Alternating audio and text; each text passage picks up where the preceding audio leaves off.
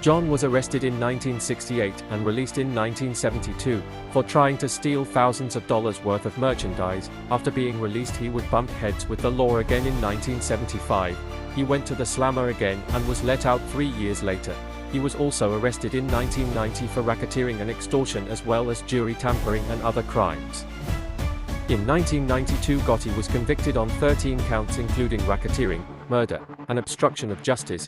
In 2002, Gotti would pass away in prison from throat cancer.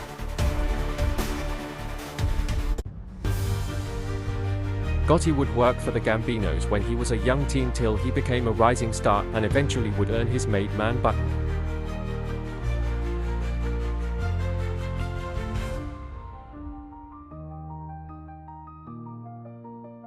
Gotti, later as an adult and now crime boss of the Gambino family, would be convicted of 5 murders, conspiracy to commit murder, tax evasion, racketeering, obstruction of justice, illegal gambling, extortion, and loan sharking.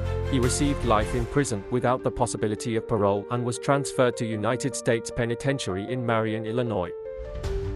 His nicknames and alias include Black John, the Teflon Don, and Crazy Horse. Gotti was a professional hijacker who would rise through the ranks till becoming boss and reaching the highest point as crime boss of the Gambino family.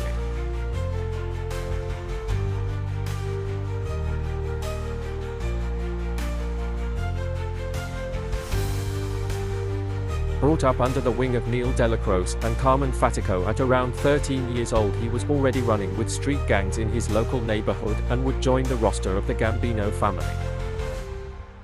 He was involved in an airport heist at Idlewood Airport.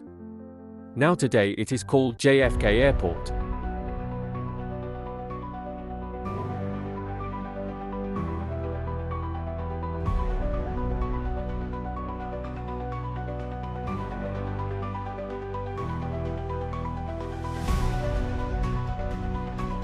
With part of his crew, they would also be arrested in 1968.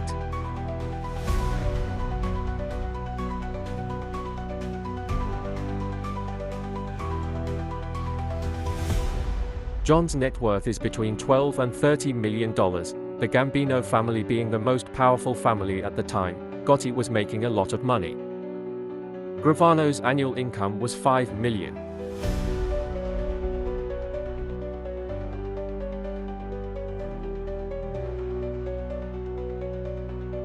As a whole, the Gambino family was pulling in an annual income of $500 million.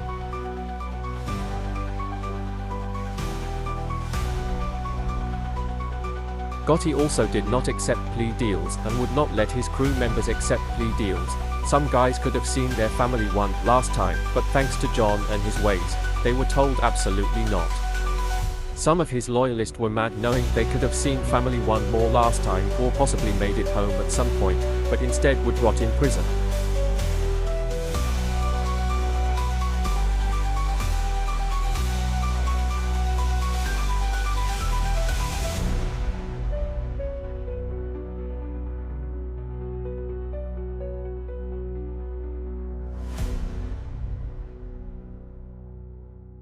He would be convicted on numerous murder charges, including the murder of Big Paul Castellano and Tommy Bellotti when they were both killed in Midtown Manhattan in 1985 at Sparks Steakhouse.